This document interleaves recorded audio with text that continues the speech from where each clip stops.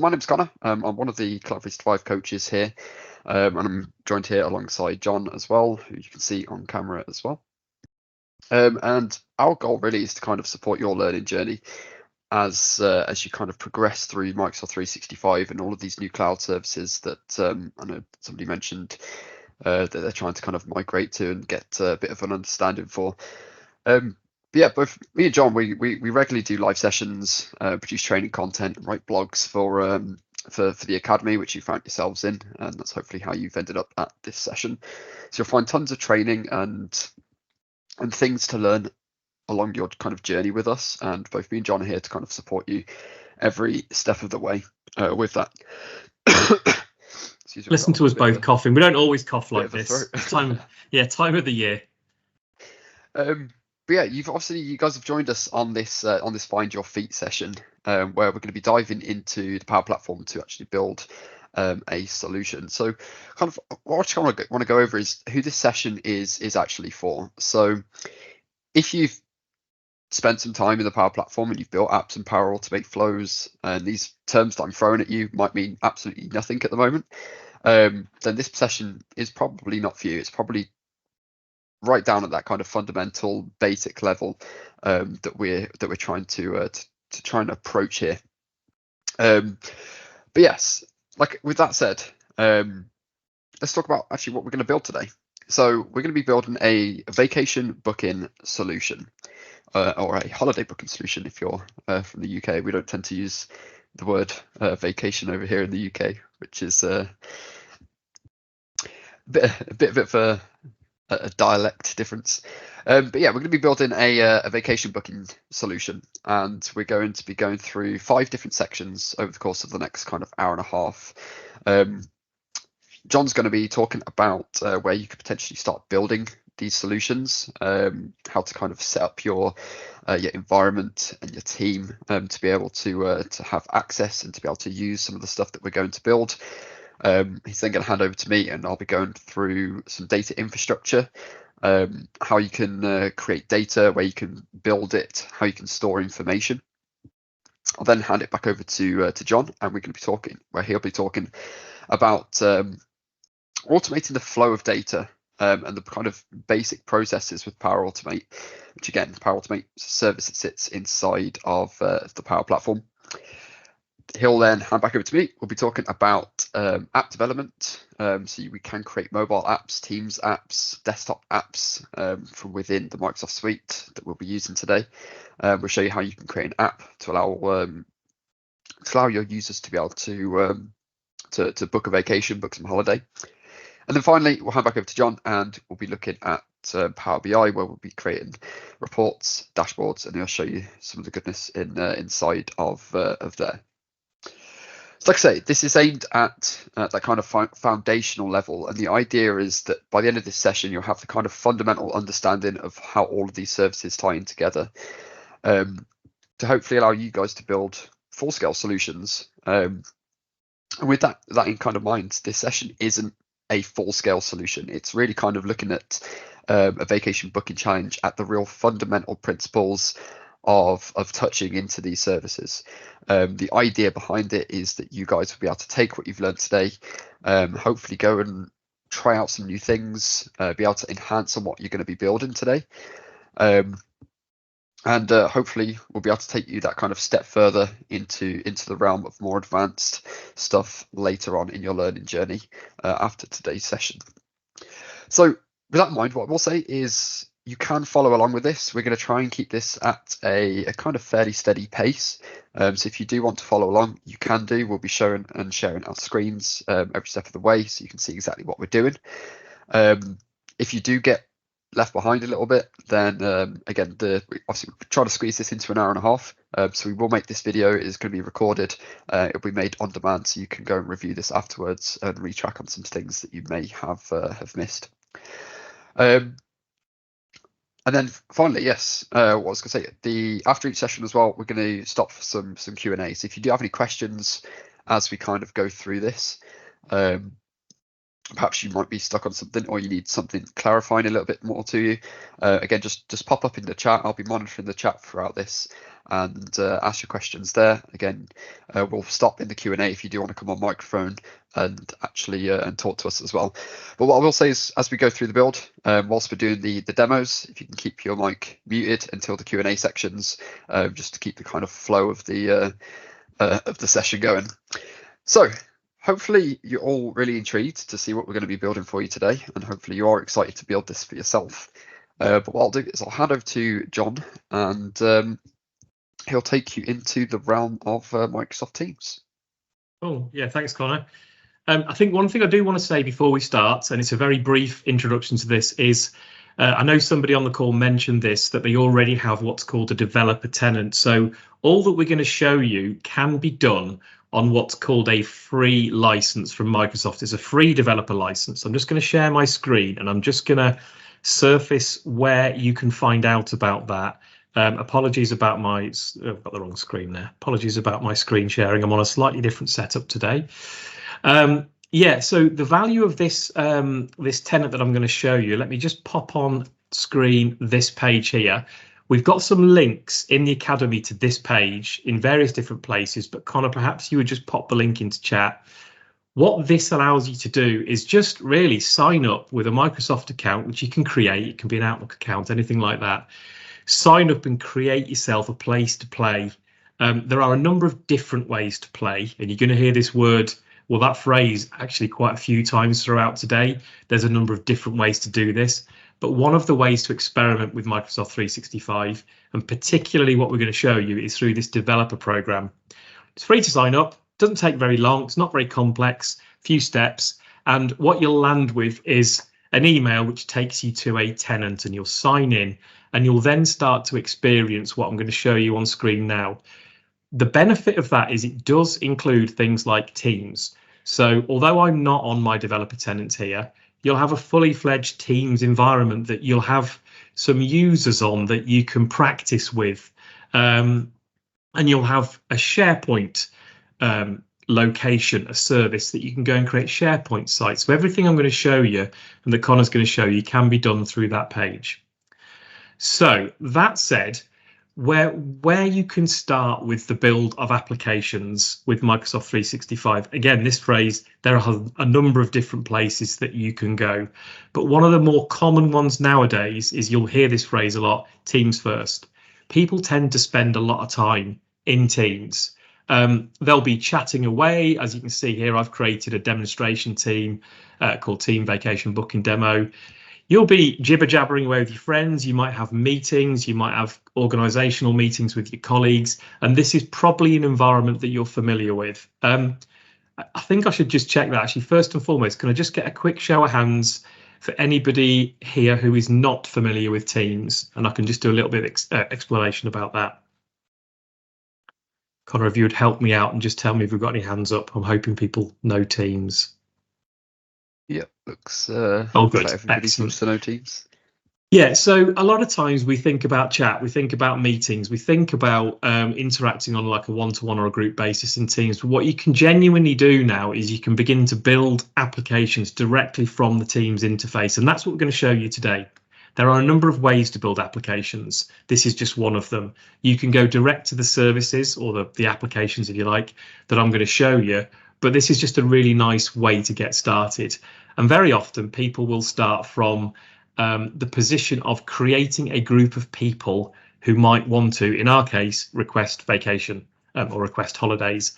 And I have created one already. So I've got a team here and I've got a channel.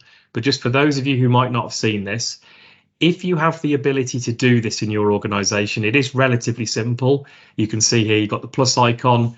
We can create a team. So that's the group of people. I'll just click on this to show you what that looks like. Give it a name. This might be, for example, the HR team. It might be the research and insights team. And you can give a little bit of a boilerplate. You can have different kinds of teams. So that can be a group of people that you know should be sharing and using information in a secure way. Therefore, this private becomes important to you. Or it might just be the group of people in my business, and actually I want this group of people to be able to access some applications, in which case it's just a general team. Once you have a team, you can create what's called channels. And channels are just, I think of them like topics or themes. And every time you create a team, you'll have a general channel. That's what you're seeing here. But for example, if I wanted a channel dedicated to an away day organisation, I might just create, I'll just quickly show you what that looks like. Excuse me, wrong button there. Just create a channel here. And I can select the team that it sits in, and I'll find that vacation booking demo, and I'll set it up. A channel is for a purpose generally, or for a smaller group of people. But it's there that we're going to start our journey. And the first part of our journey, and this is something that Connor and I learned quite early on, and we started to very much get into the practice of this, is if we think about a use case like vacation booking, we think about any application we'd like to build, we very often start with, well, what data do I care about to support that need? And that's where we'll start, is with the data.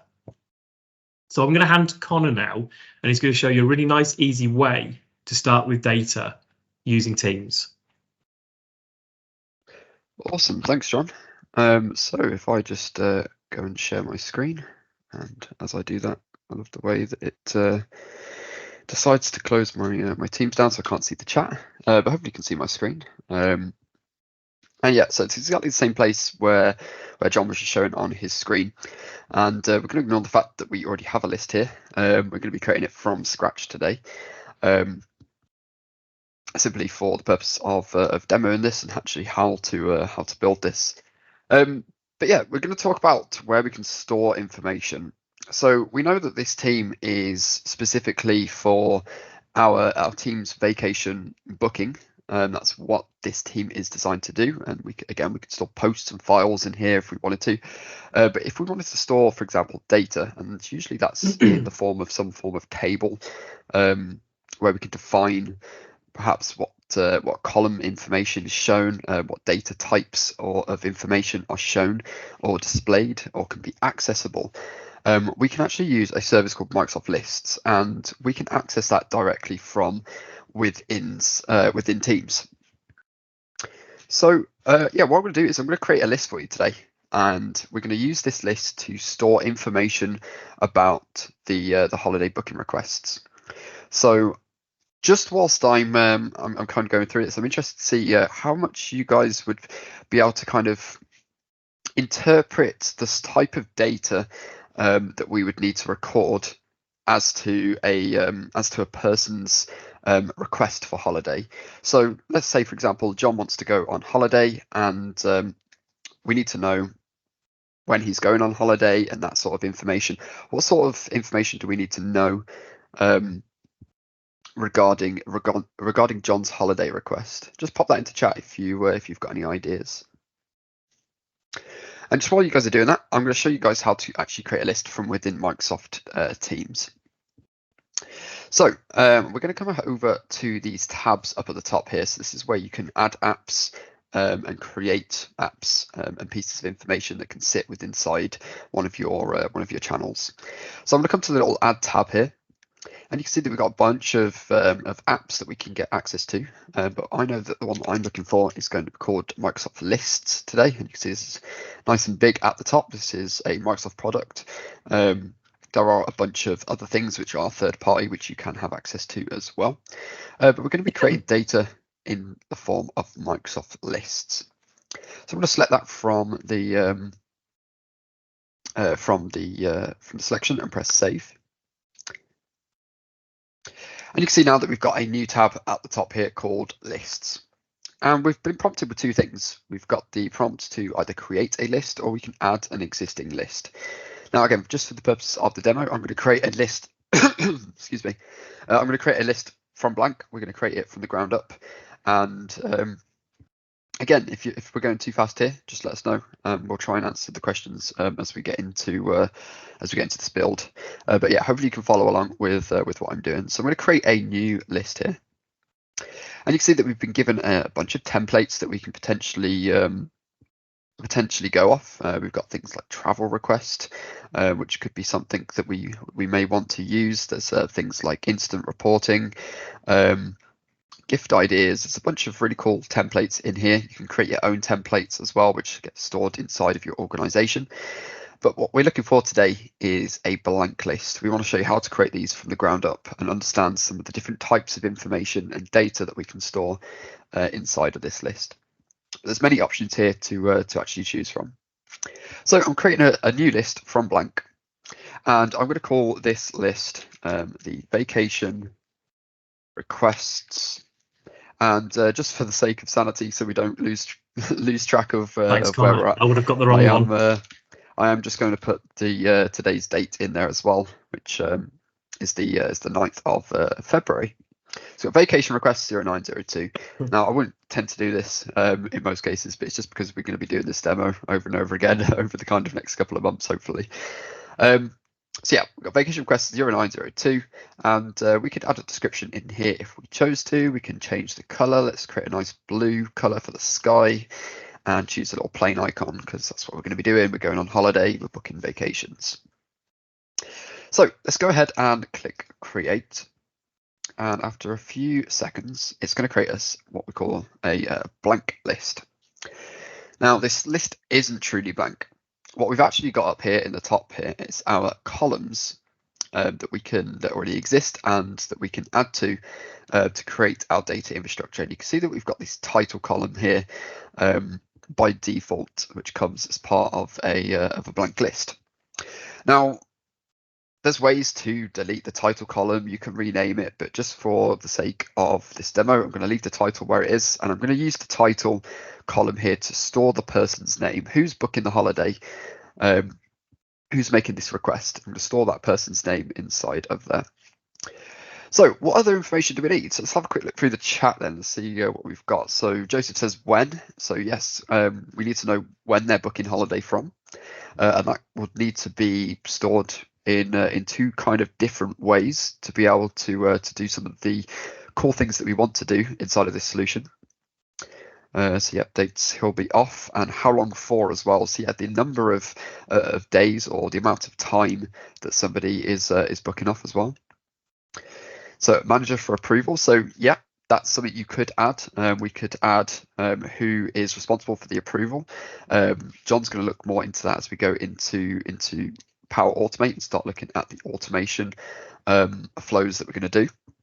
But on that approval side of things, we also need to know the kind of status of the approval as well. So whether this holiday request has been approved, whether it's been rejected, potentially the reasons why as well. So there's a number of things that we want to add here. So I'm going to start by building out these columns inside of this list. And we can do that by just coming up here to the add column drop down here, and you can see that we get given a list of different types of information that we can store inside of this column, from date and times to people, to numbers, hyperlinks. We've got booleans, which is yes or no values or true or false values.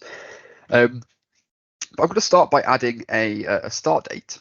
So we know that that's going to be just lost your screen share, Connor. Sorry. No, we haven't. Apologies. Carry on. We good?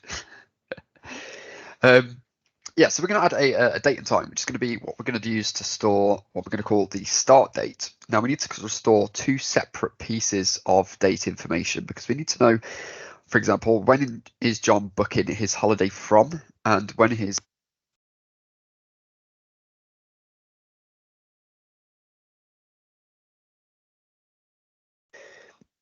Sorry, my headset just turned itself off.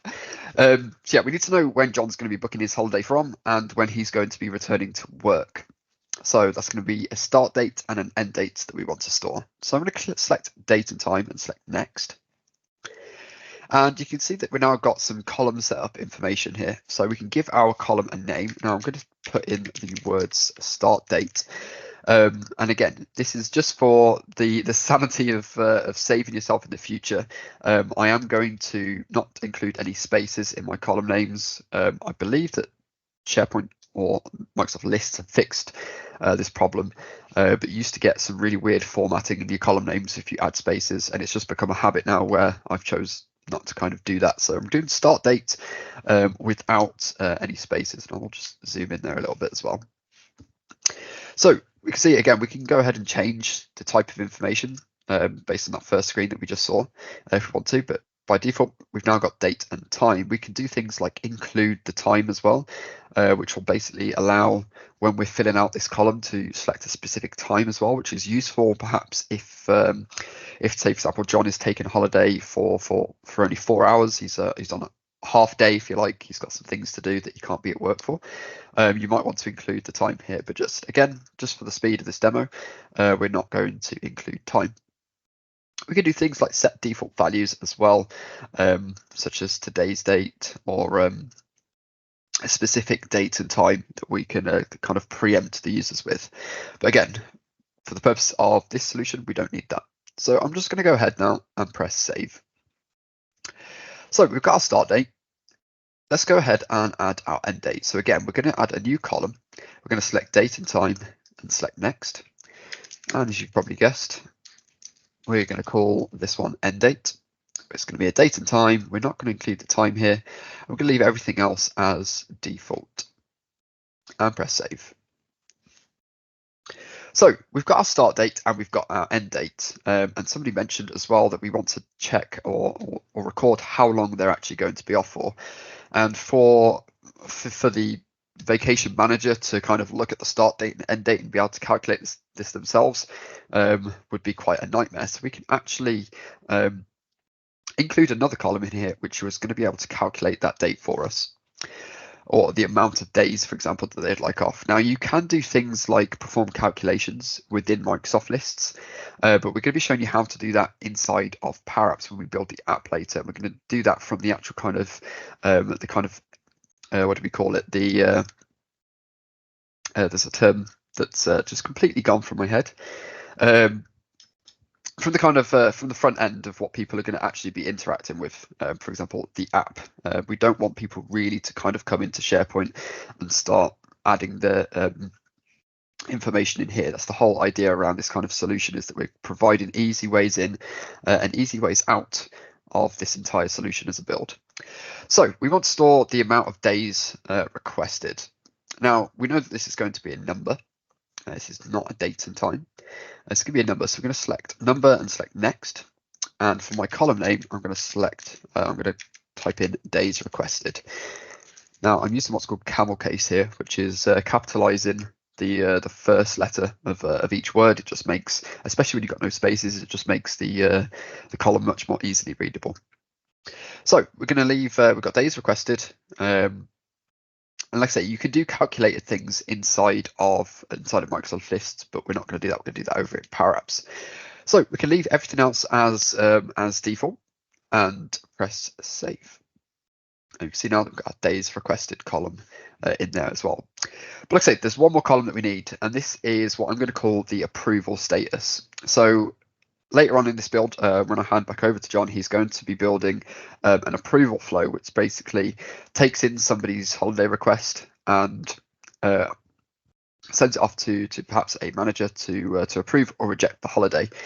Now we can do some really cool things, which John will show you in there, but we need the infrastructure to be able to allow John to set that up inside of Power Automate. So I'm going to add a column here. And I'm going to use what's called a choice column in here, where we can predefine a set of choices that can be selected from within this column.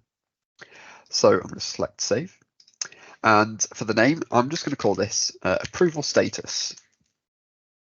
Keeping my names nice and short, explaining exactly what they are doing. So you can see down here, we've given 3 default choices. We've got choice 1, choice 2, and choice 3.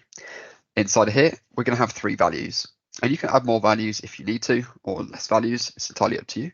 But the 3 values that we want to have is going to be approved, rejected, and pending. So when a holiday is approved, we can change the value inside of this choice column to approved. When it's rejected, we can do the same for the rejected status.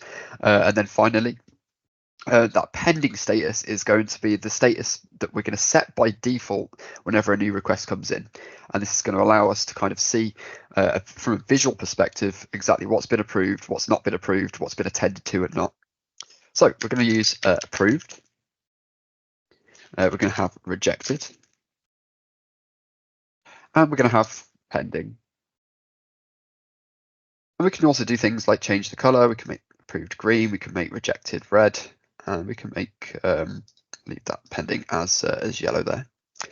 And if we scroll down a little bit more, we can see that we can set that default value. So what do we want the default value to be if nobody sets this by default?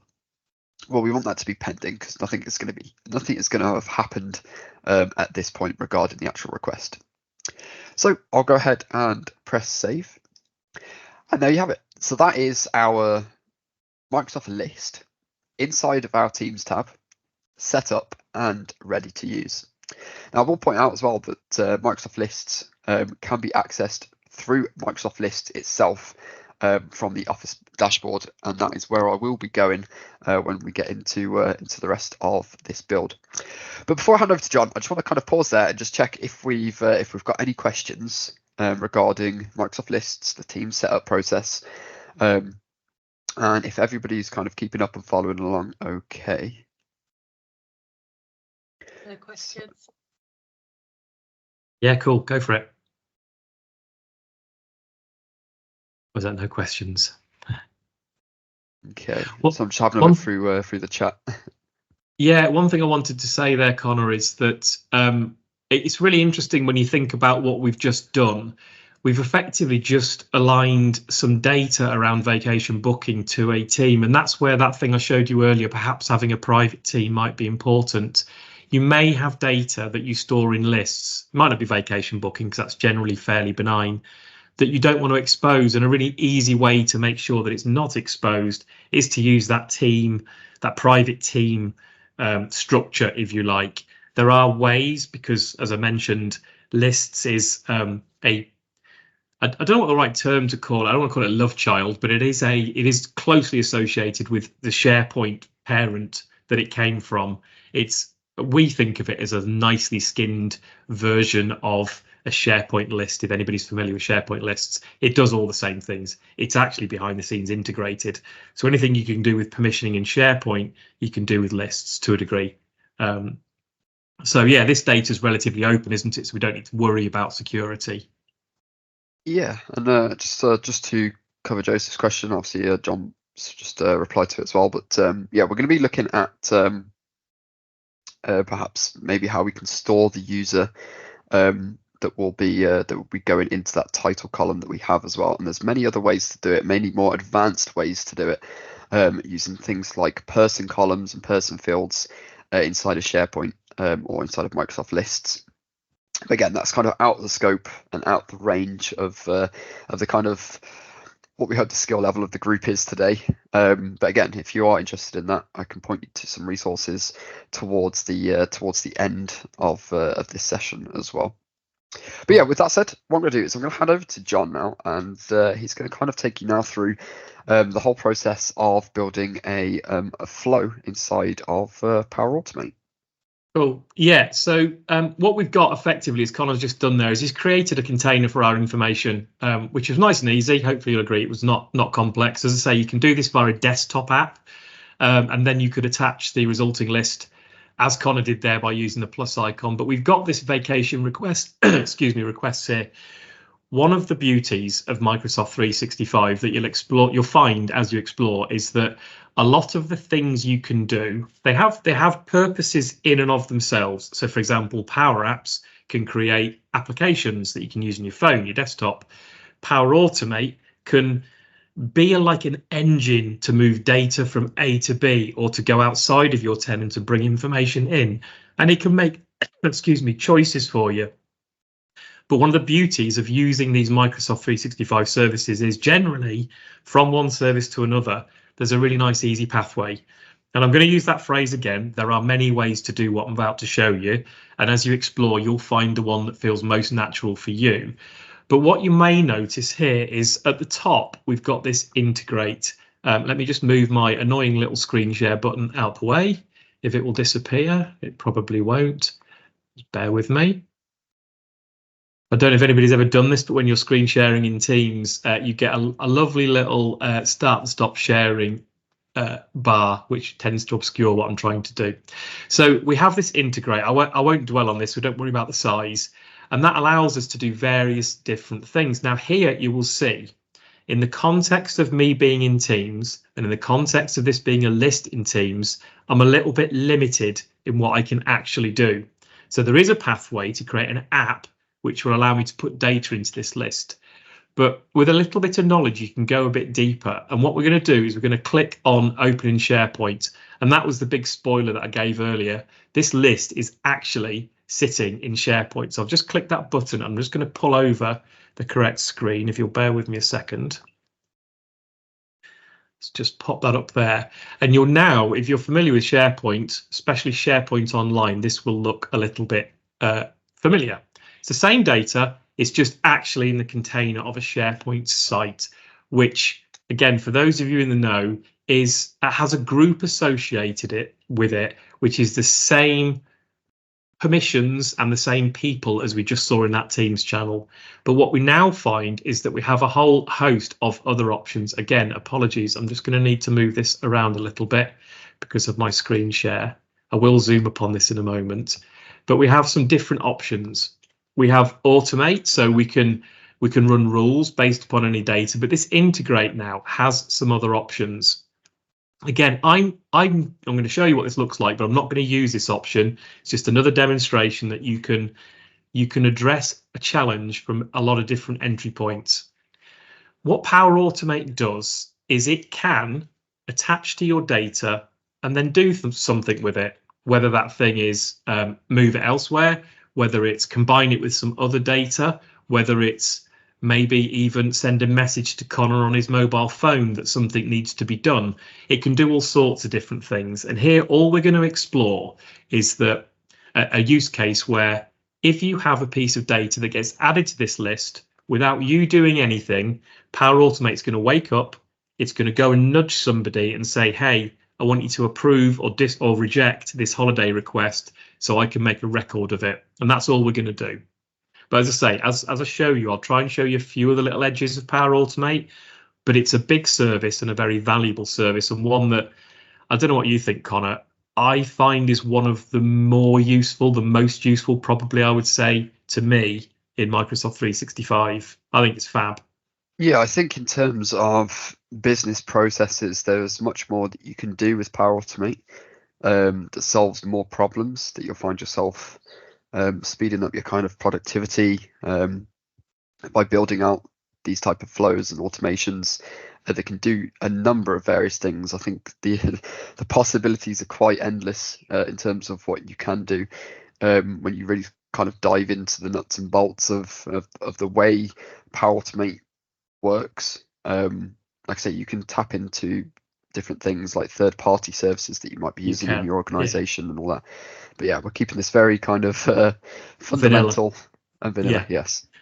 So again, apologies for the slightly strange screen. I hope people can see it, and do slow me down if not. Can I just get a show of hands on the call who has used Power Automate so far in their, let's call it their sort of work, their professional life, or maybe even in your personal life, because these services can be used in personal life.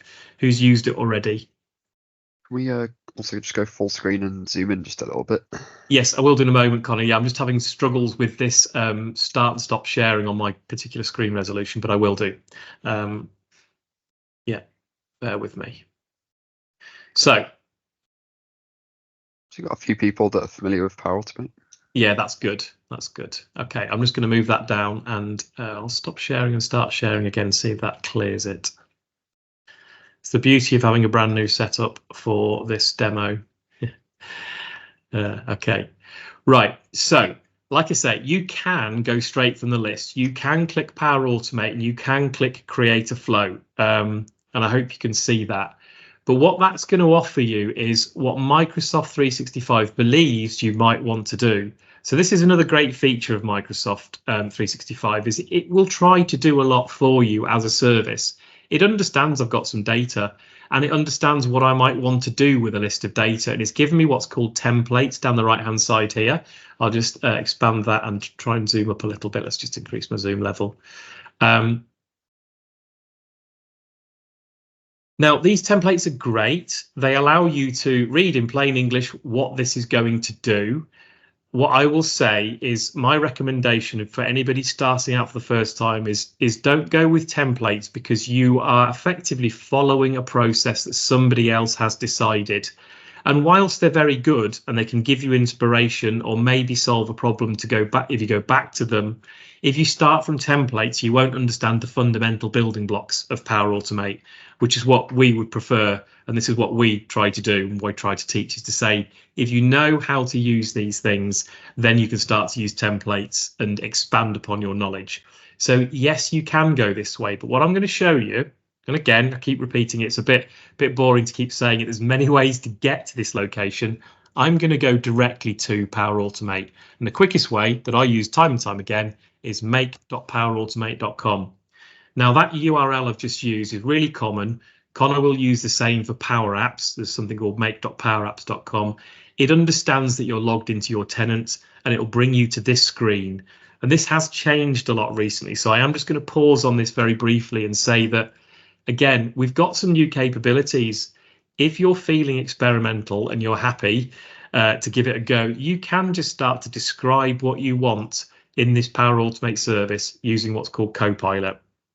I believe this is on general release for most people. Some tenants won't have it, but you could do that. Really, all that does is that gives you a template in another form. Again, it's something else has decided what your flow is going to do and what it'll look like. But what I want to do is I want to go back to fundamentals and think to myself, I have my list, I have some data in it. I want to take that data and I want to get it approved. So I'm going to go in the very raw baseline way to do that. So the way you can do this, and I'm going to call it manually create a flow. It's not manual, a lot's done for you, is click create.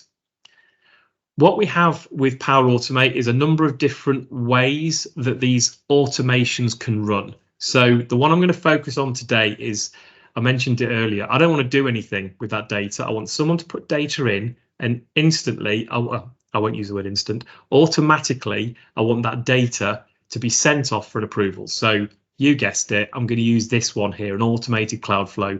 All that really means is that it's going to wake up by itself when something happens and then perform some activities, or in Power Automate's language, some actions. You can just start a flow. That's called an instant flow. You can have a flow or a set of actions running on a schedule, and as you guessed it, a scheduled flow. And this is Copilot doing some work for you here, and we won't get into the rest of it for today. So I'm going to start from blank, which is what I always do, just because it gives me that practice of the two most fundamental things in a Power Automate flow. The first is what's called a trigger. So what we're going to do here is we've got to think a little bit like Power Automate. We want to wake up when a record is placed into SharePoint.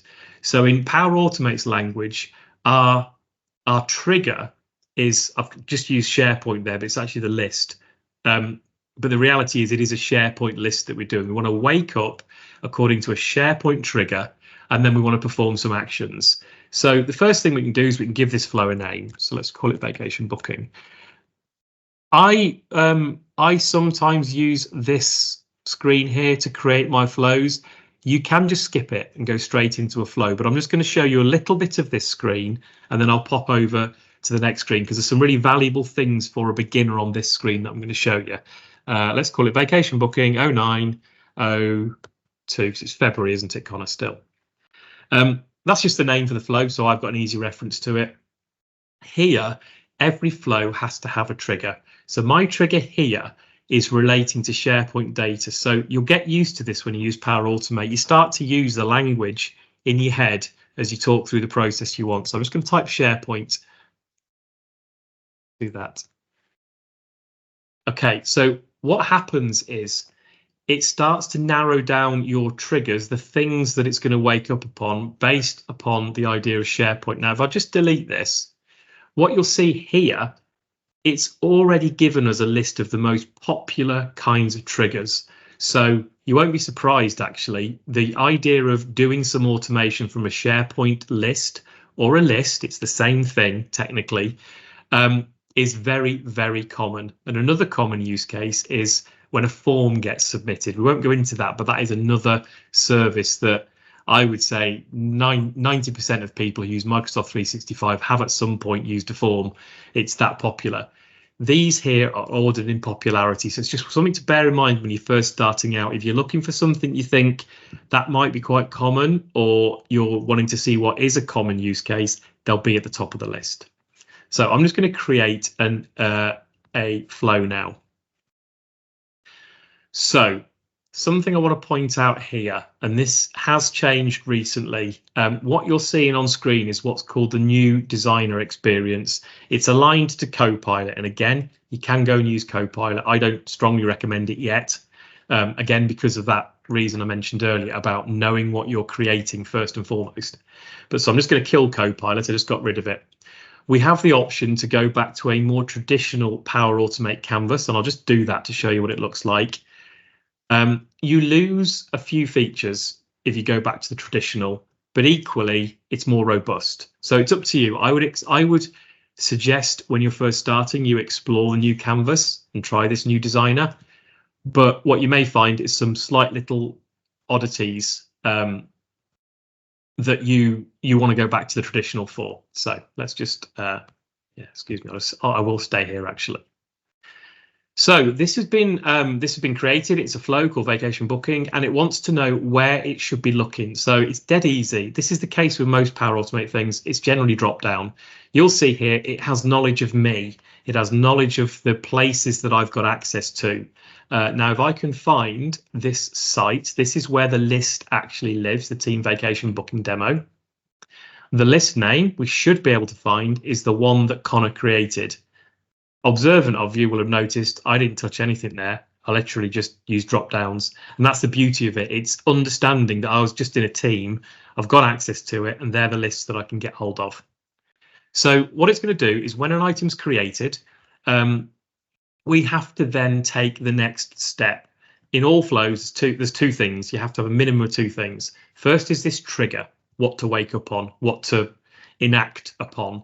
Second is an action.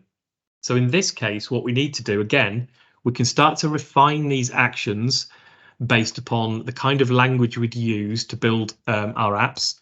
We're going to think about SharePoint actions. The first thing I have to do in this case is I have to go and get the data. I'm going to use a very specific, I'm just going to link onto SharePoint there. You'll see here there's a load of things you can do with SharePoint. You can create records, you can get all the items in a list. I'm just going to find one, and again I'm using this search called get item, because what that's going to do is it's going to get the one item that this flow woke up because of, if that makes sense. Please do challenge me in chat if this doesn't make sense. We've built it that many times that your brain starts to get a little bit complacent about what things mean. So just to recap, when something gets put into that SharePoint list, go and get it. Okay, it needs to know again where to go. So I'll just fill in these boxes. It's all nice and easy, all nice and drop down. If you're doing this for the first time, you'll have less of these to select from. Let's go and select that list. Now, what it wants to know is, okay, what should I go and get? Now, there's a concept here, and you've just seen me click on that box. These little red stars here, I hope you can see that okay. It is quite small on this screen. Let's just try and zoom up a little bit. These stars mean this is mandatory information. The flow won't work if you don't fill them in. Every item in your list has a unique ID. When that item got created and it woke up, that information was passed to this Power Automate flow without you doing anything. So it's already got it. And what we're going to do is we're going to select the ID of the item that it's woken up because of. And if you notice here, there's a correlation between that trigger, the name of that trigger step is what we're going to call it, and this grey bar here. As you get more steps in Power Automate, you're going to start to want to observe this grey bar, because the data that you're grabbing and you're working with is related to one or more actions that you've built. Okay, so let's just click save. So the next thing we're going to do, I'm very mindful of time, Connor, actually, we spent a lot more time on this than we did last time, didn't we? The next thing we want to do is we have that information effectively in Power Automate's grasp now. So if Connor were to go and create a list item, as it's called, this will wake up, it'll grab it. At the moment, it's doing nothing with it. So again, we're going to use that idea that we know in plain English what we want this to do. Let's go and see if we can find the action. So I wonder if somebody in chat could just post what you think I might write into this search connectors box. And Connor, if you see any of them, would you just call them out? Yeah, just quick question from Tom is, does the developer test platform give us Copilot? The developer tenant has, so it depends what you mean by Copilot. There is an all-encompassing Copilot, which used to be called Microsoft 365 Copilot. It is a premium license. What that does is that allows you to have AI capabilities across your entire tenant. So I don't believe so, Tom, that it gives you that. However, what it does give you is what I've just showed you, is the Copilot attached to certain services. So Power Automate Copilot is there on your developer tenant. Power Apps Copilot is there. SharePoint we haven't got yet, but is coming. OneDrive we haven't got yet, but is coming. What you'll tend to find is if you set up a developer tenant, as you go through the flow, the process, it says, where do you want to base this developer free tenant? Always select US. What that means is you're likely to get the first releases of the new changes. If you go for Europe, like I did, you tend to be a little bit behind. So it's just a nice little shortcut if you want to get access to the newest things first. I hope that answers your questions. Any more, Connor, or any suggestions as to what I should type? So Joseph says forward request to approver. Okay, I mean, so yes, you can do that. That what you start to learn is that what these actions are things that take place, and your brain starts to go, what's the important piece of that sentence? So forward actions to approver. Forward request to approver. Forward requests. Okay, yeah. So again, this is just something that you'll get into the practice of. You start to process. You'll see there that that's not necessarily helped me too much. I'm kind of looking down this list thinking I'm not quite sure what to do. There's a really common thing inside Power Automate, and it's called an approval. It is a thing. It's an action in its own right. You're partway there with the approver. Had you said go get approval or approve, we might have found something a bit better. But the word we're looking for is approval. And I know that only because I've used this a few times, but I would say first time into Power Automate, don't be afraid. Just experiment. If you don't know, go and say, oh, what's the action for me to go and get an approval? And you'll generally find a pretty quick answer from somebody. In this case, it's what's called an approval action. And there are a few of them. So when I typed approvals, I got 4 that are there now. This has changed slightly. But you've got options to create an approval. It is a pre-baked process in Power Automate, so we can exploit it without doing very much work, which is what we want to do. That's what we want Power Automate to do for us. There is one caveat to this. If you've never run this particular action in your tenant or your environment, I won't talk too much about environments, but you've never run it before, it is going to warn you that this needs some Dataverse tables to be set up. Ignore what that Dataverse term means. It just means that it needs some information to be stored in its own database so it can run. You don't need to take any action, and it doesn't cost you anything to do that. It just warns you. What I'm going to choose here, for the sake of time, because I am going on a little bit, is start and wait for an approval. And what that'll do is it will wake up, get the information, and it will send the information off. And it will look for either an approval or a rejection. And again, you've got some options here. You can say, everyone I send it to must approve. In this case, I'm just going to go approve, reject, first to respond. There were some other options there I'm not going to go into, but they allow you to customize this process to a really great degree. But the simplest example is start and wait for an approval, go and get an approve or reject, and wait for anybody that you ask to either approve or reject it. And Connor will show you that process working in a minute.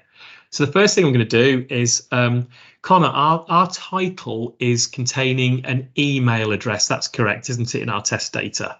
Is that what we're going to do? Just going to contain the user's full name. Full name. Okay. So in fact, so again, what you're noticing here is when you click in certain boxes in Power Automate, you get what's called dynamic content. It looks slightly different in the new designer. So When I've built this, I'll just very quickly show you what that looks like towards the end of this time. But we're just going to select the information we want to put in this box. So what it's asking for is, all right, I'm going to go and I'm going to send what's called a card to somebody. What do you want on that card? What's the title? Okay, well, title in this case might be Connor DC, and I can just type some stuff. Would like to. Okay, so you can combine dynamic data, you can combine text. Again, it depends very much where you're doing this, but in the main, that works for you. Now here, to that question about who we should assign it to, for now, what I'm going to do is I'm just going to type in Connor's email address, because in this case, I just want to send it to Connor for the sake of speed. If I can type. There we go. Now you have got options. Again, I won't go into it, but in the course of this flow, if you wanted to go and get Connor's manager and automatically put the manager into the assigned, there is an action to do that. You can go to what's called an Office 365 group, go and get Connor's manager, retrieve that piece of information, store that piece of information, again, way beyond the realms of today, but then you would pass that piece of information in here as dynamic data. So you can dynamically go and build your flows to go to the right people. If anybody's interested in that, do pop a comment and we'll do a little show and tell on that specific thing. It's really useful. Okay, so in fact, I'm just gonna, yeah, in fact, what I want to change this, leave request. I'm going to change that round so it makes a little bit more sense. What that says is leave request for Connor DC, and in the details I'm going to say Connor DC would like to request some leave. And it might seem weird that I'm saying Connor DC in title there. All I'm doing is I know that's a placeholder for a piece of data. Please accept or reject. Now you can put what you want in there, and you may have noticed there is a bit of text that sits behind this called, it says you can use what's called markdown language. I won't go into that, but we do have some really good hints and tips in the vacation booking about how to make that a little bit more exciting and a bit more interesting. And also in our Power Automate success path, where we take you through a lot of this stuff and a lot more detail, there's ways to use this particular box. But for now, that's enough. So I'm going to start and wait for an approval. Let's just save that.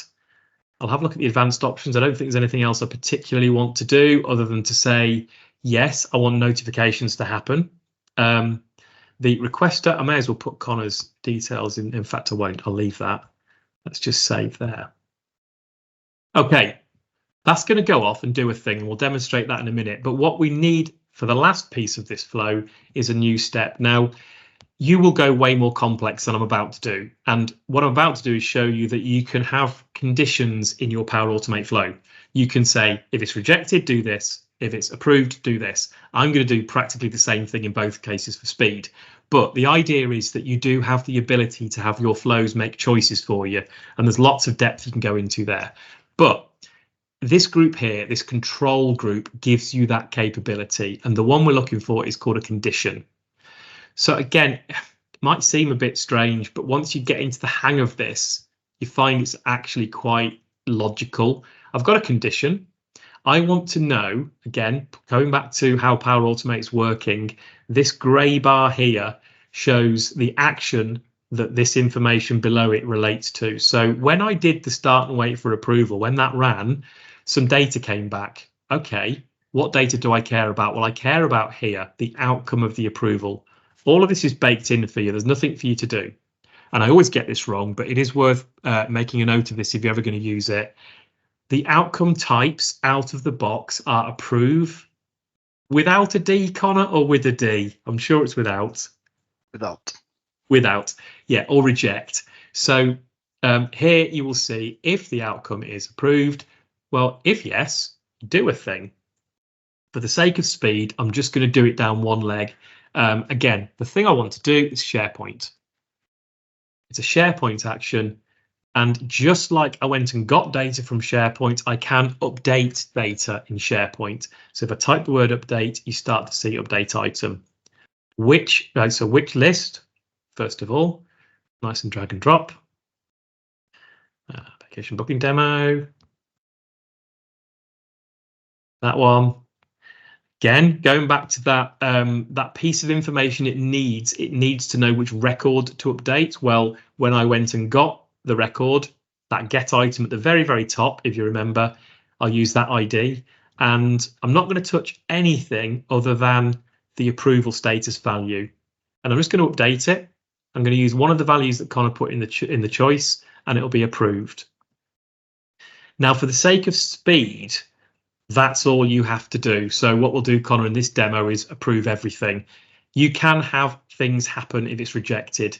You can message teams, you can message people, you can delete the record, you can do all sorts of things. You could just do this. So I could copy and paste that action using copy to my clipboard and then add an action, my clipboard, and paste. I could just paste it over there and change that one piece of data rejected, and that would be enough. But because I've gone on for far too long, I'm going to pause it there, and I'm going to suggest that, Connor, we do a little bit of a test, shall we? Yeah, awesome stuff. So yeah, obviously you've just seen a basic flow creation for an approval process.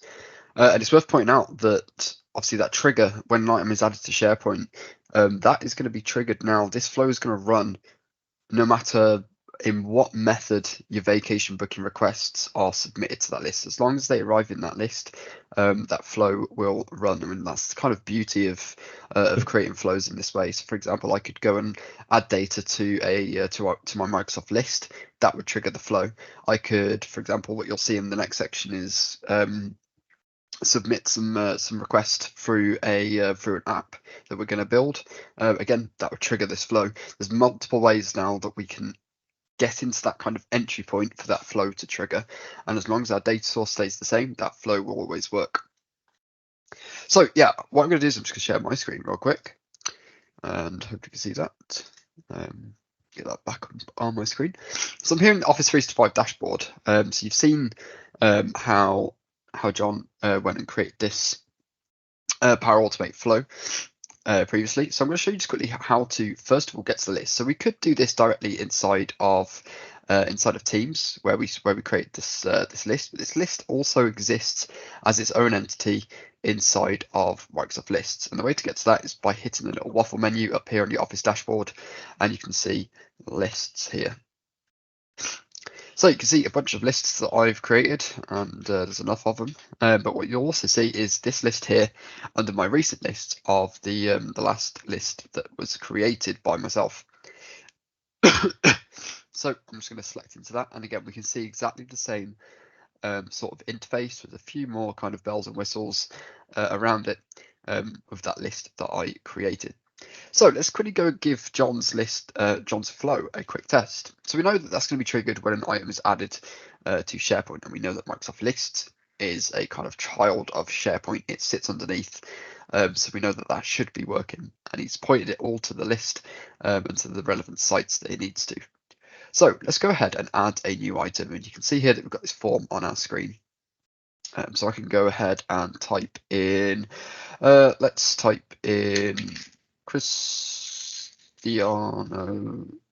Ronaldo, and let's choose a date. So when does he want a holiday to be booked from? Well, let's say that he wants to be off from Monday to Friday next week. So disappointed in you, Connor. I don't even follow football. I don't know why I went with that demo, but first name that kind of popped into my head. We see here the days number of requested days. Now, again, this is the one of the issues with allowing somebody to just kind of come into Microsoft Lists to do this, and this is why we're going to move on to that app creation. But somebody could just come in here and type in 5, even though that is the correct amount of days, but they could put in their own value. Maybe they want 10 days off, for example. The approval status as well.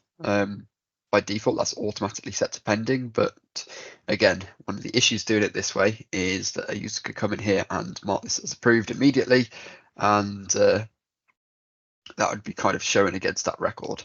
But just for the sake of testing his flow, we're going to go ahead and press save, and you can see that now that row of information has been added to this list. And I'll just expand these columns a little bit so you can see exactly what's going on. Now, the first time that you run a flow it can take some time to kind of process. It tends to be much faster after the kind of first run. But what I'm expecting to see is some form of approval request be sent to me, because we know that John had set up the flow in that way, where I was the approver. He put my email address in there to set me as the approver. So I should be expecting to see some form of approval request come through. Now, this comes in 3 kind of ways. So we can access approvals via email. We should receive them directly to our email address. We can access them via Teams, the activity tab in the top left corner of Teams. And we can also access them from the approval center inside of Power Automate as well. So there's multiple places where you can approve or reject approvals as they come in. Now, again, just for the sensitivity purposes, I'm not going to show you my my email or my Teams activity. But what I will do is I will head over to Power Automate. So I'm going to hit this little waffle menu up here, and I'll select Power Automate. You can see it takes us to make.powerautomate.com. It's just an easier way of getting to it. And we'll make sure that we're in the right environment. Again, we're not going to dive too much into environments, but over here on the left, you'll see my flows, where you can see the flow that that John had created as part of this environment. But you can see over here on the left, we've got approvals. So we've got a leave request for Cristiano Ronaldo has come through. I believe that's the reason that's been sent twice. I'm actually not sure. I just did a quick test actually, Connor, just to bump it into action. So that's why you got the second one. Right. Because it was just basically not behaving. So I just gave it a kick. No worries. So yeah, if I select into this request, you can see it pops up on the right hand side, and in Teams, this will pop up as a screen over the top of Teams. In your email, this will be appearing in the body of the email. But you can dynamically interact with it in all 3 of these places. So we can see here that Cristiano Ronaldo would like to request some leave. Please approve or reject. That's the messages that John put in. And we can choose a response. So I can go ahead and say that I want to approve this. I can leave a comment if I want to, which will be stored against the approval itself. We could choose to store this inside SharePoint as well if we want to, but again, just for speed, we're not going to do that. And I can go ahead and press confirm. So just before I press confirm, let's make sure that my little share bar at the top has disappeared. I'm just going to move that over here so I can actually see it. So you can see it says pending at the moment.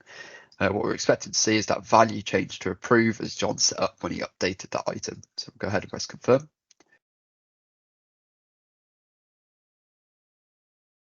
And the response has successfully been recorded, and it'll be doing something in the background. It'll be performing the rest of his actions. If I go and refresh this now, you can see that this will show approved. Now, you don't have to refresh it. It will do it on a kind of steady time basis, but I just did that again for speed to show you that approval state is changing. So that's how the approval system can work. And you, like John said, you could do many other actions and perform many other things against this approval process. But the next thing we're going to dive into is the app creation. Now, again, for the sake of speed, I'm not going to build this app from the ground up because, again, we'd be here for an hour or so building nice interfaces and all that sort of stuff. What I will show you is how you can quickly create an app based on the data that's being presented inside of this list. So we're going to be using a service called Power Apps to do this. Now, again, we could go to the waffle menu inside of any of our online cloud apps here and find Power Apps from here and build it directly in there.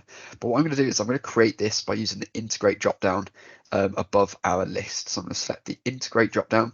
And again, you can see we've got Power Apps, Power Automate, Power BI. I'm going to go ahead and select Power Apps, and I'm going to select create an app. I want to create an app based on this data. And you see that we get launched into the Power Apps canvas, the Power Apps Studio, where it will do a few things. It'll be configuring some information, and it will set up a real basic app for us that allows us to do a few things. So you can see here that we've got a nice looking mobile app. I say nice, this could be much better if I design this myself.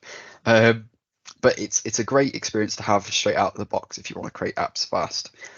So this is a quick orientation of what Power Apps is. So everything on the center of your screen here is essentially what we call controls onto your canvas. And your canvas is what is displayed on the device where this app is going to be run. There's a number of controls that sit within this screen. We'll go into screens in just a second. For example, we have what's called a gallery here. When I select it, you can see this gets highlighted on the left-hand side in this tree view, which is a list of all the controls within all of the screens that you have in this app. And this gallery is basically just giving us a visual representation of the list that we created inside of Microsoft Lists. So we can see here we've got Cristiano Ronaldo. We've got what looks to be his start and his end date in there as well. But yeah, we're given a few more things as well. So we've got properties. We can change and adjust attributes of these controls. We can change things like color, the position and the layout of certain things and certain elements. But again, I'm not going to dive too much into that. I just kind of want to let you know that they are there. And the final thing about Power Apps is we have what's called a formula bar. And this works very similar to the way you can kind of write formulas in things like Excel, in TypeScript. It's very similar to that sort of language. But once you start grasping the syntax of it, it's very, very easy to work with. So we can see that this has already been set up by default here to sort the columns in our Microsoft list. It's filtering those columns as well. It's doing a bunch of queries against this little search box here to make sure that it's going to filter based on a user's input of this search box. But again, we're not going to break that down too much, but just to point out the fact that those formulas are there to work with. But what we are going to do is we are going to perform some calculations to get you into the kind of flow of writing your own formulas and understanding the kind of basic principles of how formulas work. So what I'm going to do is I'm actually going to go ahead and press this plus icon here. Now this is a button that is given to us as part of this this app integration with Microsoft Lists. It knows that it's a form. It knows that we can add information to this. And you can see here that we've been presented with a form. We've been sent to our edit screen one here, and we're presented with a form.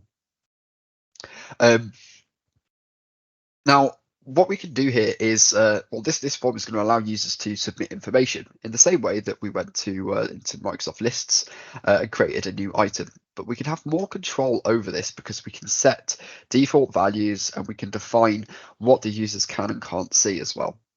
So you can see that we've got a bunch of columns here that we potentially don't want the user who's submitting information or submitting that vacation request to be able to actually change. For example, attachments. This is part of the Microsoft list. We don't need it. If we select on the attachments inside of our form, you can see that our attachments data card, and that's what these are. These are all individual data cards pointing to specific pieces of data in our list. We can just go ahead and press the delete button because we don't need attachments inside of this. The approval status, well, we know that we've set a default value to pending already inside of SharePoint, so we don't need the ability to change that from here as well. So we can, again, just go and delete this. And then we've got days requested, end date, start date, and the title. Now we can go and change the name of the title if we wanted to. We could go and change what these text labels show, for example. But yeah, what we're going to be doing in this part is we're going to be looking at basically creating a calculation for our days requested based upon the start date and the end date. And I'm going to show you how you can do that with some of the built-in controls and things that exist inside of Power Automate. So just before I move on to this section, do you have any questions? Is everybody following along okay? Is everyone understanding what we're going through? Just get a thumbs up in reactions. We've not killed anybody yet with overload. It's quite a lot of information to take in, isn't it? But when you try this for yourself, you'll realise how few clicks it actually takes. You know, Connor and I are filled with many words, but actually the actions are quite simple. That's good.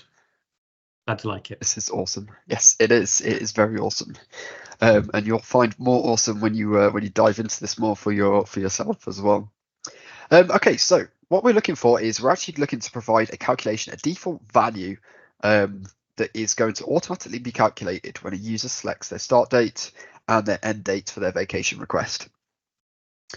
So the way that we're going to do this is we're actually going to come to the data card for days requested. And you can see that we've given a bunch of different controls inside of this data card. For example, we have our data card value here, which is the text box that appears inside of this data card. We have the data card key, which is the title of this data card. It's the text label that is shown to the users. We have an error message, which at the moment is empty, but you can see that is highlighted underneath, and star visible, which again is that kind of required field that we might want to show. But for the purpose of this, what I'm going to do is I'm going to select into my data card from my data requested, and then I'm going to actually go into the data card value 9 here. Yours might be numbered slightly differently, but data card value 9 is the text input box that users can type into. Now let's ignore the fact that they can type into this at the moment, but what we can do is we can provide a default value in here that that is presented to the user, so they don't actually have to type anything in. Now the way we do that is we can write a formula utilizing some of the Power Apps formulas that already exist out of the box with Power Apps. So if we go and have a look at this text box, we've got a list of properties up in the top left. We've got things like the alignment of this text box, the border color, which at the moment is going to be the same border color as the form. It's got some conditional things going on there. We've got the height. We can see that the height of this box is 70 pixels. But what we can do is we can set default values. So if we go and look for the default property, and again, you've got to make sure that it's selected when you do this. Otherwise, you'll be selecting properties for controls that you perhaps don't want to manipulate. And what we're going to do here is we're going to edit the formula. Now you can see at the moment that the formula, I can't actually do anything with. It says cannot edit in read-only editor, and that is because our data card is actually locked away to the form. So the way we do this is we come to the Advanced tab on the property side over here on the right, and you'll see a little padlock icon that says Unlock to change properties. I'm just going to go ahead and select that, and what that does is my formula bar is no longer grayed out. So we're going to remove the formula that is in here, and we're going to use an out-of-the-box formula to calculate the difference between two dates. Now, I'm wondering if anybody can tell me in chat, perhaps the formula that we would maybe be looking for to give us the difference in dates between two values here. So we've got a start date and an end date, but what formula do we want to use to calculate the difference between those dates?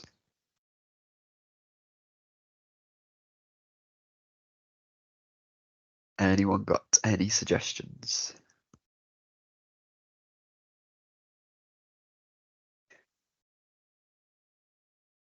So Mavi says no clue. Carl says end date minus start date. So that's very close to the process. So again, you guys are thinking very much along the lines of kind of Excel, which is sort of the right way to start thinking about it. You're thinking about the actual calculation process that's going to happen. But what we call these formulas is essentially functions. Functions are pieces of information that are actionable. So we can actually use a formula here called date diff. Now your IntelliSense that pops up on your screen will look slightly different to mine, which is probably the best way to actually get to grips with formulas, because it'll give you things like tooltips and tell you what needs to go into the attributes or parameters, as we're going to get to in just a second. But date diff is a formula out of the box that exists that's going to allow us to provide it with two dates, a start date and an end date, and it's going to calculate the difference for us. So the way we write this is date diff with, again, camel case in the date and the diff, and we're going to do a open brackets here, and we need to provide it with the start date. Now, how do we do that? Well, we actually need to provide it with the date for this specific control in here. So how do we know what the name of this control is? Well, if we select it and select into the actual date picker box here, you can see that it's called data card value 7 down here, and then with the end date if we select into that, we've got data card value 8. So data card value 7 and data card value 8 are the data cards that, or sorry, the controls that we're looking to point this formula to. So I'm going to go back and select into my box and return to my date diff formula. And in here, I'm going to type in data card value, and it was 7. And you can see that my start date has now been highlighted. It knows that that is a control within my app. However, we need to access a specific piece of information regarding this control. So we're going to do what's called enumeration, where we use a full stop to find the properties of this control. And you can see we get given a list of properties that we can access. And the one that we want here is the selected date. So whichever date has been selected by the user is the date that we want to use. So the next piece of information is we need to add the end date. So we're going to add a comma. And again, the tooltip will pop up for you, telling you specifically what attributes need to go in here, what parameters. Again, this is just because of the way that my Power Apps has been set up. But you will see that this is asking for a start date and an end date. So just for speed, we're going to go and add our data card value 8. I'm just using my arrow keys and pressing tab to autofill. And then again, we want the selected date from this as well. And then again, making sure that we close off our formula with a close bracket as well.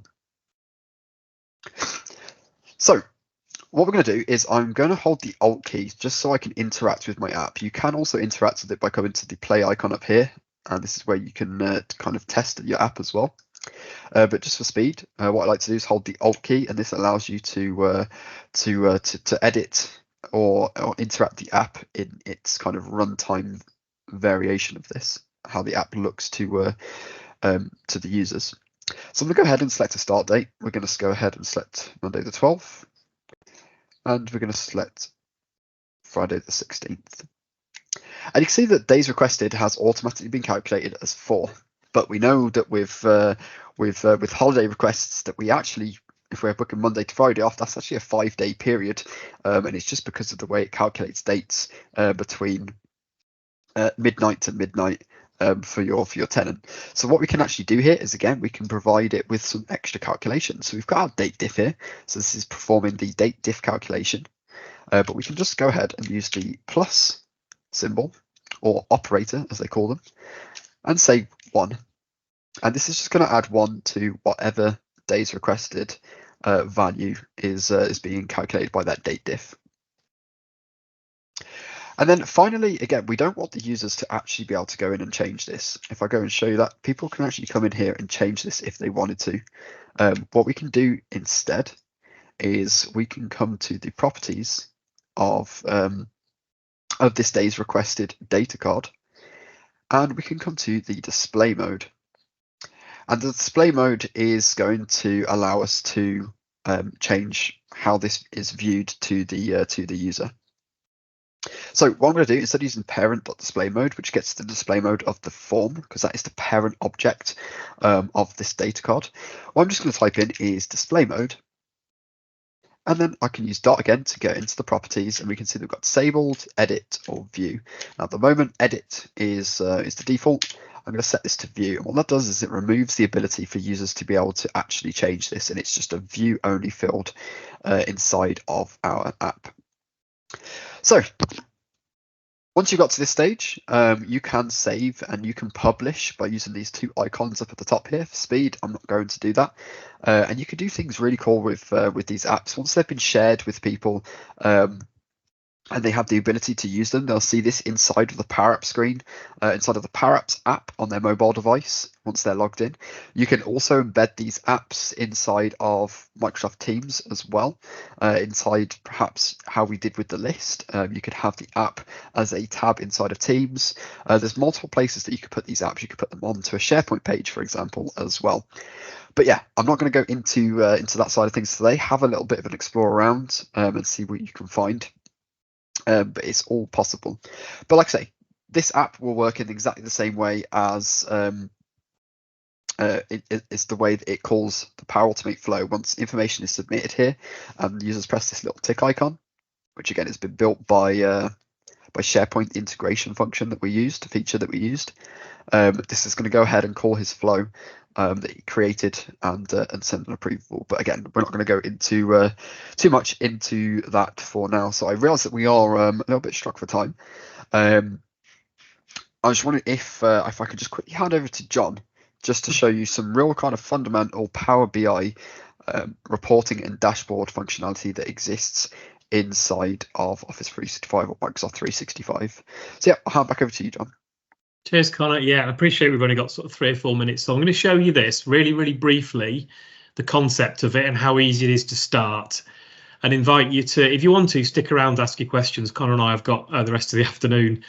So do ask questions if you want to, so don't be rushed to leave. However, what I want to say is that we do, in the same way as you've got a service to build a user interface, which is Power Apps, you've got a service to do automations, which is Power Automate.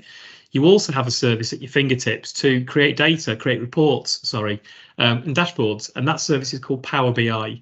Now, again, getting pretty boring with this sentence, but there are a number of ways you can launch Power BI and get this same kind of functionality. I'm going to show you one, and I'm going to show you the simplest way. I'd like in chat, if you would, if anybody on this screen could have a guess at the button or the location that I need to click to go and get data visualized from this list. Let's see if anybody can guess where I might go based upon what Connor and I have already done.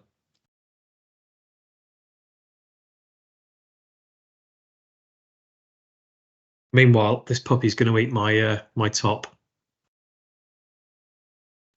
Okay, so for the interest of time, this integrate button will become your friend if you want shortcuts. You'll notice here we've got Power Apps, Power Automate, and Power BI.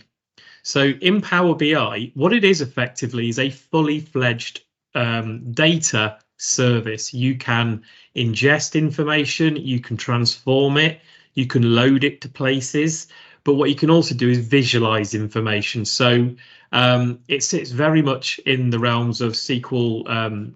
I forget what it's called now. There's Power BI, there's other data modeling services out there, but it's really good, and you can access this service from a desktop app that you download. So let me just very, very briefly show you that. I'm going to pull something over onto my screen. This is the subject of our Power BI success path, but you can access data and you can make wonderful dashboards like this. And it isn't actually as hard as it might look to get access to data, but a really quick way to do it, as you see there, is click visualize the list. Do you mind? That's almost going down your throat, dog. I'll just sign in as me. Create a report. And the beauty of doing it the way I've just shown you there is that this isn't going to incur additional license costs. It's not going to bother your Power BI licensing, because some of these services, as you start to get specifically into Power BI, begin to cost. There are extra licenses to be considered over and above your standard Microsoft 365, whether it's a Business Basics or an E3 or an E5. However, this way of doing it, very, very simple. Now, what you're not seeing yet, because we've only got one record in this, is it's not done a particularly good job of giving you, there's no graph to give you, there's no data, there's no trends, but it will do that if you have multiple records. It'll give you a dashboard to work with. It'll give you what's called a data model to work with. So you'll be able to add in quarter and visualize these things just by clicking them on the screen. Experiment would be my advice here. But my first advice would be, if you are interested in the data aspect and the visualization of your data, go and hunt down Power BI Desktop and go and have a play with it, because as you'll see here, we've got some sample data sets in our Power BI success path. You can start to get some really cool things going on with very few steps. So really, that's all I want to say about that service, just that it is there. It can be accessed very cheaply, but that is the one area of what Connor and I have shown you that can start to cause you extra spend. So to answer Monica's question, yes, you can even do that, Monica. I could probably just quickly show you now. You can do that in SharePoint natively. So apologies, that's probably the wrong site. There we go. This won't look very good, but you can exploit what's called views in SharePoint. And if you, let's just find it now. If I were to format, it's edit the current view, I think, isn't it? Can't remember exactly. New view. There we go. You can create these views on your data, and there is one that's a calendar view. and you can start to format it and you can make it public so everyone can see it. But that gives you that calendar on screen. You can do that both in Power Apps and you can also do it in Power BI. You start to get calendar views. Yes, Connor, sorry. Yeah, thank you. You've also shared that same answer. But I hope that's kind of given you, albeit a whistle stop, we're 1 minute over the 1 hour 30, a bit of an insight into what this Microsoft 365 service can do for you. And it's quite a lot. Awesome. So yeah, obviously, what I would say around the Power BI stuff, we've been quite brief with the amount of data that we've got, so it's very hard to kind of visualize some of the things that and some of those really nice visualizations that you see in Power BI. But yeah, go and add some more data to that during your kind of testing and building process, and you'll be able to kind of see how that data is shaped and how you can start telling a story from the data that's being inputted into that list. But yeah, with that said, I just wanted to close off with a few things. So obviously, hopefully some of you have been following along with this build. If not, then it will be made on demand and you can go and kind of review a lot of this information and hopefully follow along with it. But I'd like to kind of set you a challenge. So just in terms of the Power Apps thing that we just looked at, we set a default value for that data requested. I'd like you to have a go at seeing if you can set the default person's name for the title column, so that way they don't have to fill out any information barring the start date and the end date. And what you can even do there is perhaps hide that title column. You don't want to delete it because that'll stop the information from actually going in, but you can hide that title column, which means that they don't actually have to type in their name. The app knows who they are when they're logged in. So I'd like you to have a go at trying that, and again, reach out to me if you have any problems trying to do that. But I think that's the kind of the big part of this is trying to enhance this solution for yourself. I want you guys to build on it. You try out different things and experience some of the problems that you'll face along the way. It's the best way to learn all of these services that we've gone over today.